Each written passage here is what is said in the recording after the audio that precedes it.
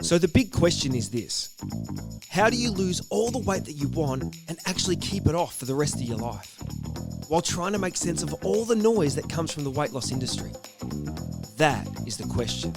And this podcast will give you the answers.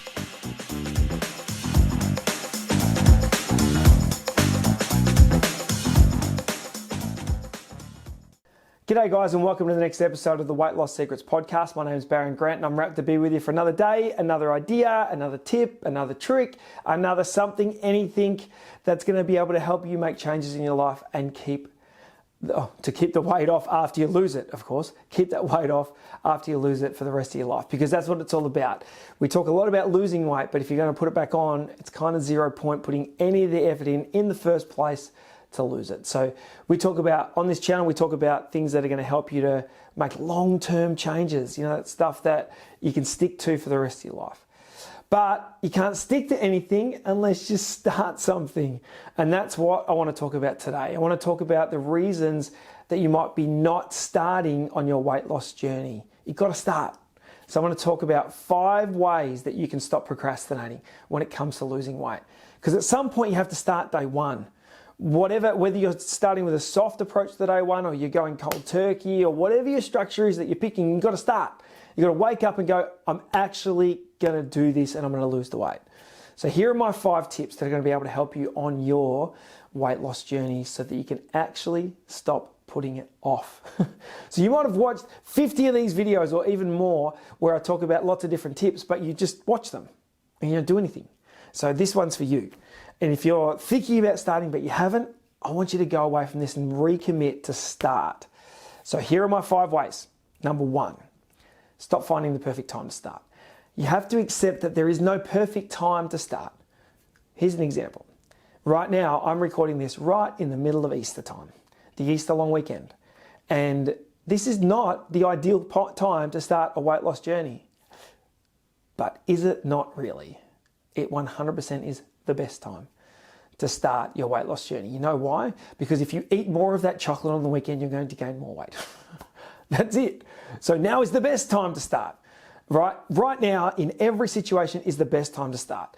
And until you get to that point of I'm just going to start, instead of talking about when you're going to start, you'll never actually get there because you'll never actually start. So one of the biggest challenges I see with people is they don't start. They just never start, and they talk about it for a long time, and 4, 5, 6, 10 years down the track, they're in a worse state than what they were because they never just started when they should have started. So if you can start right now, that's even better. Don't worry about whether it's Christmas. Don't worry about whether it's Easter. Don't worry about whether it's anything, somebody's birthday, anything, because something's always going to get in the way. There's never a perfect time. Now is the perfect time. That's point number 1. Now, point number 2 is stop saying I'll start tomorrow. It kind of goes in line with it, but I'm going to change it a little bit to go stop saying I'm going to start on Monday because the weekend is where the damage is done. So number 2, stop saying you're going to start on Monday. Start now. Start today. Number 3, you've got to record your wins. Once you get started on a weight loss program, you have to record something. Somehow you've got to record your wins of what you're doing that's changing in your life. Not just the numbers on the scales, because that is just one metric. It's important, yes. 100% it's important. And if you do it right, you'll lose plenty on the scales. No problems. But it's more than that. It's how your life is different, how it's changing. And if you want weight loss to be long-term, sustainable, forever, for good, and keep it off, then you have to identify how your body is changing through that process. Because if you just look at the scale numbers and you don't actually stop and think, man, I can breathe easier, I can sleep better, I can move easier, I'm not as lethargic throughout the day, I feel like I'm more balanced in my hormones, I feel like this, whatever. There's 1,000 different things that will happen in your body that are so good when you start losing weight. So I want you to really take a moment and record those wins. It might be something as stupid or as simple as I can do my shoelace up now without feeling my stomach just crush because I don't have that stomach there anymore. That's a really big win, right? So all of these little things along the journey will help you to stay in the good place, but it will help you to stay on the path. So record the little wins. And if it might even be that you're just going to start slowly on your weight loss journey, that's okay. Start slowly and then record how you feel each day. because it will improve it will improve so significantly over a very short amount of time. So number 3, record your wins. So it can be your clothes, it can be how you feel, it can be the scales. All of those are ways to record your wins. Number 4 is get an accountability partner. Now, you've got to be careful with this because you've got to get the right type of person. It's important that you get someone to hold you accountable on the journey. I think that's really powerful and really helpful. But if you get the wrong person, then a couple of things can happen. Number 1 is that they'll be too soft on you.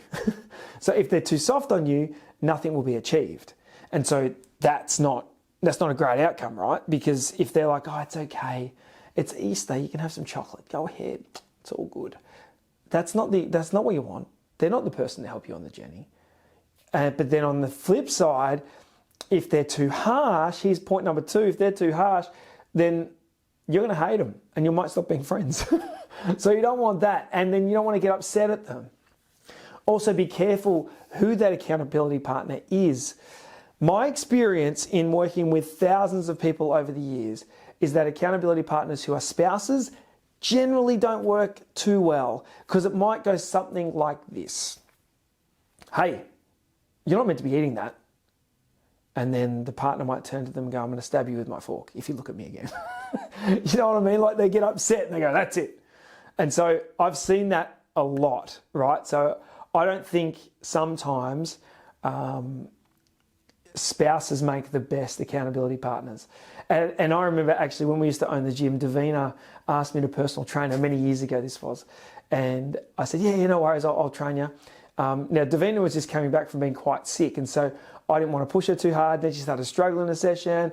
And then there was tears. And that was the end of me coaching Davina. And I got somebody else to help her on the journey.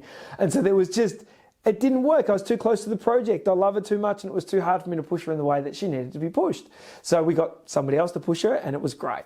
So sometimes you need someone on the outside, somebody different. It could be a friend. It could be a co-worker. It could be somebody else. But just be careful. You guys might have that sort of relationship that you can do it, but I think it's a little more challenging sometimes than somebody else who's actually having that discussion. All right. Now, if you're someone who's procrastinated, that's my point number 4. Number 5, if you're someone who has procrastinated your weight loss journey for a long time, you're really delaying it, then get on a program of some description, preferably mine, but that's not what this video is about. But get on a program because a program will hold you accountable as well, right? So when you've got a structure and a plan to actually execute rather than just guessing, there's some plans that are quite wishy-washy though, but if you buy a recipe book, it doesn't give you the structure day in, day out.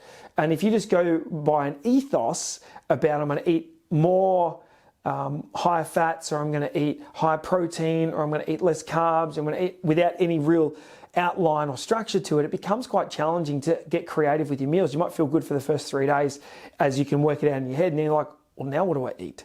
There's no variety, there's no choice, I don't know how to make this thing sing every day.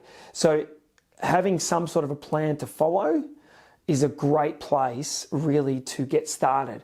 And you shouldn't have to follow that plan forever, but it will get you into good rhythms and good habits so that you can have good structure for the rest of your life. But remember, don't go those plans that have meal replacements and all that sort of stuff, because that's not long-term sustainable. And when you lose the weight, a lot of the time it'll come back on pretty quickly when you start eating food again. So get on a program. You can get one at ditchingthediet.com, just plugging my own stuff, but get on some sort of a program because it'll give you structure and you'll feel more committed and more focused. So they're my key points. I want you to go away and have a think about, are you procrastinating at the moment from actually getting started on this weight loss journey? It's doing you no favors. So what can you do to stop procrastinating and actually dig in? They're my ideas. Go away, have a think, see if you can make a change. We'll chat later.